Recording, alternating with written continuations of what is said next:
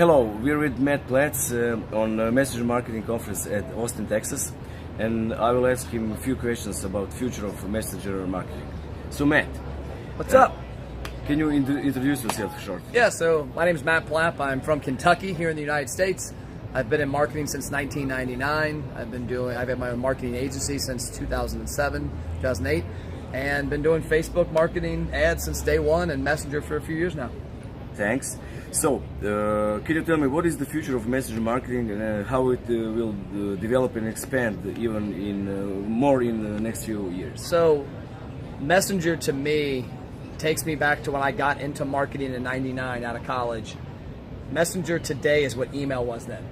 Okay. Businesses, I say this jokingly but serious, businesses haven't had a chance to ruin Messenger yet like we ruined email. Okay. Because email 20 years ago, when I first got into business in 1999, when I would, I guess 19 years ago, when we would send 1,000 emails, 700-800 people would reply and you would have a conversation because the email, people weren't used to it. They weren't accustomed to it. Well, over the last 18, 19 years, companies hammer emails and they're not customized. They're not based off of a conversation.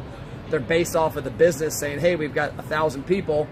Well, you know, only 100 of them want to buy this, but we're going to tell all 1,000 about it. So Messenger gives us a lot more opportunity now in that it allows us to customize the conversations better. So now somebody comments in Messenger and they tell me their birthday, and I know it's a female, and I find out that she's married and she has kids and it's her birthday. Yeah. And I start finding this information out. So each month, instead of me sending 1,000 people the same message, I'm sending 1,000 people a message based on how we've engaged and based on their demographics, and that allows for much better conversion. It also eliminates a lot of spam because like we just did a message this morning, my team did, to 8 restaurants. Yeah. And we didn't send it to the entire database. We sent it to a very small, like probably 8% segment of the database who hadn't engaged in the past 45 days. And we know that, so we're able to talk to them about why they haven't engaged, why haven't you been in? Here, well, let's get you in. We didn't talk to the people who came in last week. And that's what happens. I think that's the future of Messenger, is that we're able to have one-to-one conversations like this with consumers to help pull them in better and not be as spammy as email has gotten over the last 20 years. Okay, great, thanks. So, what niches are you currently using, and what do you think? Which niches are have best success globally?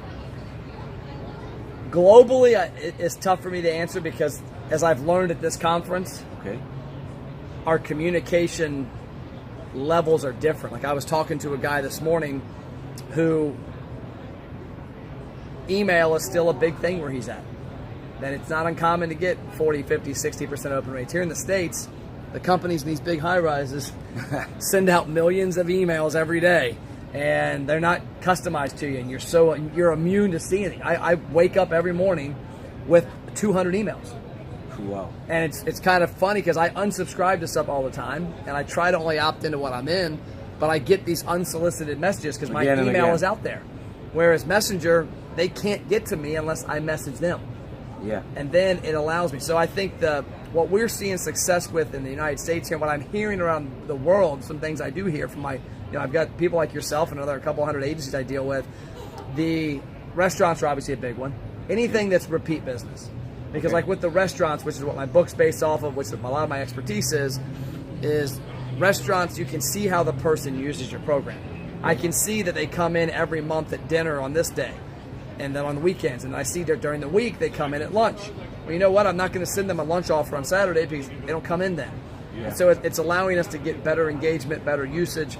I've also seen a lot of things that are in the medical world because there's things you can't say obviously in Messenger because of terms of service. Of course. But it allows you to understand who's coming in and why. Like we're working with a company right now that a friend of mine is involved with. My dad actually is in the process of having a knee replacement. Well, we're able to get people in from Facebook ads into this chatbot knowing that they came in because they want to get back into golfing and they have knee issues. Well, that allows me to have a different conversation as a business. And so there's a lot of uses. Ask the Experts have been great. We have a lot of clients in the home services business, auto repair business. People are having problems. You have a weird noise on your brakes. Yeah, I do. Click here to Ask the Expert. We'll tell you what it's from. They click, they go in, You start a conversation. It's not selling. It's dating your customer. Great, great. So when we can expect chatbots on other messaging applications like WhatsApp, Instagram, etc. I would imagine in the next 12 to 24 months you're going to see a lot of it. The big players in these big buildings haven't gotten into Messenger yet. I deal with a couple restaurant brands that are real big companies, and they don't know what Messenger is. And so what's gonna take that next level is this next 12 months you're going to start seeing in the States here, and I would imagine worldwide, the Coca-Colas and those figuring it out, and they'll start getting involved. When they start getting involved, they got a big checkbook.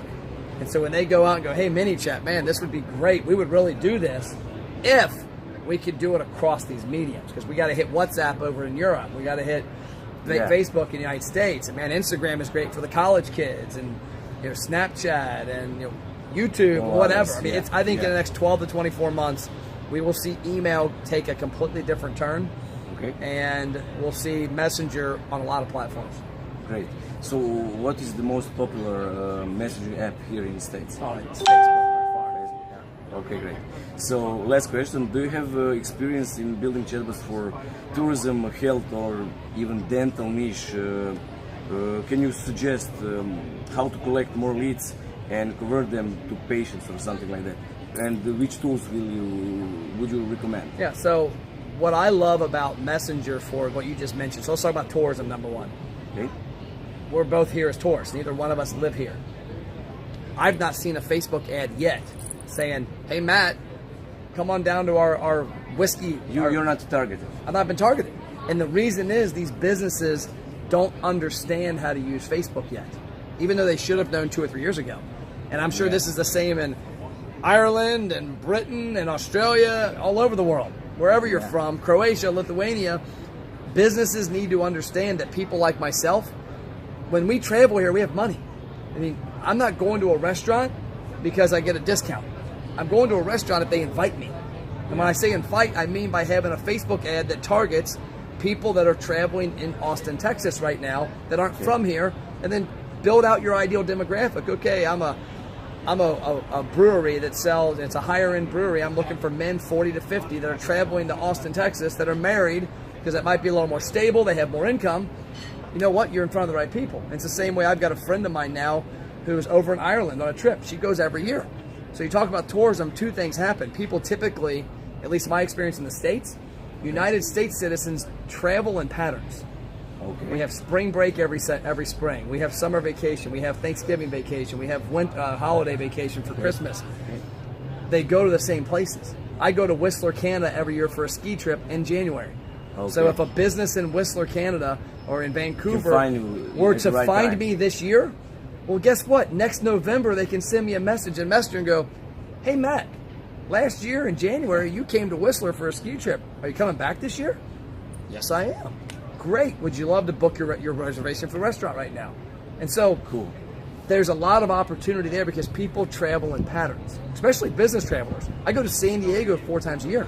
If a business in San Diego were to run an ad saying, hey, Matt, come by for a great cigar and a beer and a steak, and I saw it and I communicated with them, and the next time I'm in town, they're going to they could put it in place. Like, when's the next time you're in town? Oh, I'm here in next October. They have a reminder set up, September. Matt, click here to make a reservation. Great. So I was asking, did you maybe do something with health niche or dental or something? Yeah, Can you tell me more about that? Yeah, so we've done some Ask the Experts with regards to health, trying to find out, because what happens in ads, like you'll say you're running an ad for dental. Well, my needs for dental, my wife's needs for dental, my dad's needs for dental are different. Of course. Problem is a lot of people are running the same Facebook ad to the same landing page for that person. But it should be different. Because think about it. So let's say you and I, me and my wife and my dad and my mom, all see a Facebook ad, and it sends us to the same landing page, which is what happens. One, you don't know that I came to that landing page. You know that somebody clicked and landed there, and there's typically landing pages have a lot of leakage, meaning there's places to click and go away. And us Americans especially we're click happy. We're like clicking everywhere. And so what happens is, number one, you don't know who I am. And number two, you lose me when I get there. But 3, that landing page isn't talking to me specifically, it's talking about your product. Now, if you take that differently and you have different ads reaching my mom, my dad, who are 71 and 72, my wife, myself, we all have different dental needs. We're responding to your ad differently for different reasons. That when I click that link and go in the messenger, you know that Matt Plapp came in from this ad targeted to men 40 to 50 for a chipped tooth or for a root canal, whatever, or for white teeth whitening. My dad's replying for something with false teeth, needing teeth replaced or pulled. So now that conversation comes in the messenger. You now know that Matt Plapp, like you see my name in there, this guy came from our ad, and guess what? He came from this ad, so we have a reference, we tag him. Hey Matt, you responded to an ad about dentures. What is your current situation and what are you interested in? Click below, and it's replacements, maintenance, whatever the topics would be. And now they're able to cater a custom conversation. So let's say, for example, you don't have a big conversation about that because it's medical and Facebook Messenger, but you gather a few answers. You then send that via text message to the person at your front desk of the dental practice. They call up Matt and go, hey, Mr. Plapp, we appreciate you talking to us in Messenger. We understand you need some denture maintenance. Let's have it. When can you come in? It's night and day. Cool. So this is it for now. Thank you very much for this short interview, and I hope we will meet again. I love it. Thanks. Thank you.